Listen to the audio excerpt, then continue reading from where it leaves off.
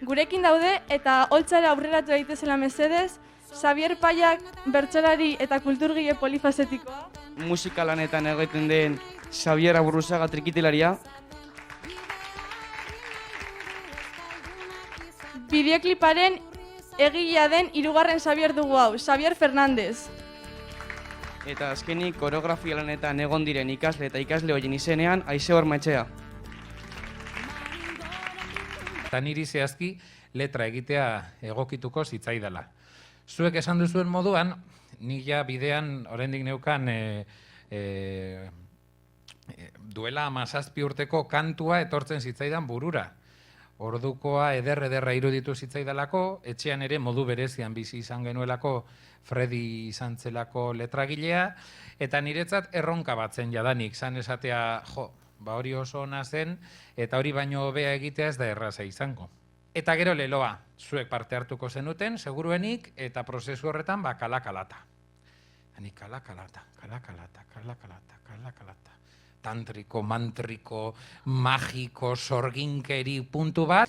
Eta letra sortzeko nik esango nuke bi iturri nagusi baliatu ditudala.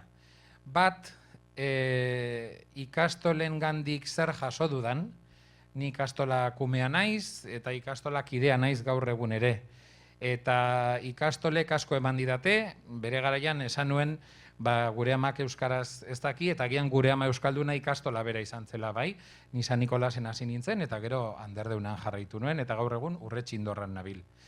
Eta iruditzen zitzaidan buelta hori eman behar zitzaiola. Baina egia da ere, eta konfesatuko dizuet, agian duela 20 urteko ikastolak ez dira gaur egungoak.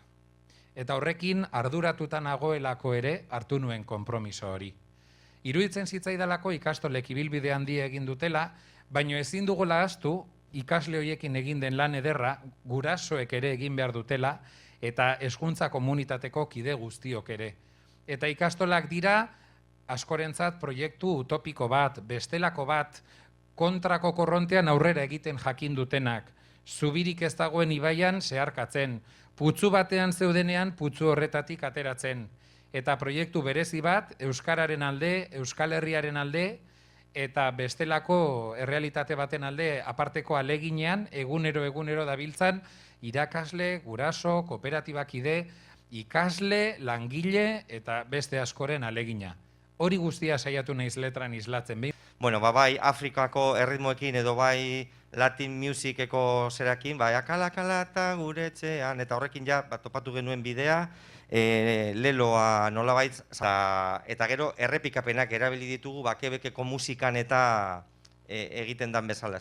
Indartu egiten da errepikapenekin eta idei hori asko gustatzen zitzaidan. Eta gero estetikaren aldetik, esan nahi dut, folk kutsutik bideratu dudala, hori da gehien bat nik lantzen dudan musika estiloa, trikitilari bat naiz, eta orduan oso atsegin ditudan instrumentuak sartu ditut, guizela, bibolina, nola ez, asko maite dudan instrumentua, gaita ere badago, eta gero bai uztartu ditugu instrumentu estandar batzuk, besteak beste gitarra akustikoak, konga batzuk, perkusioak, eta batez be leloan.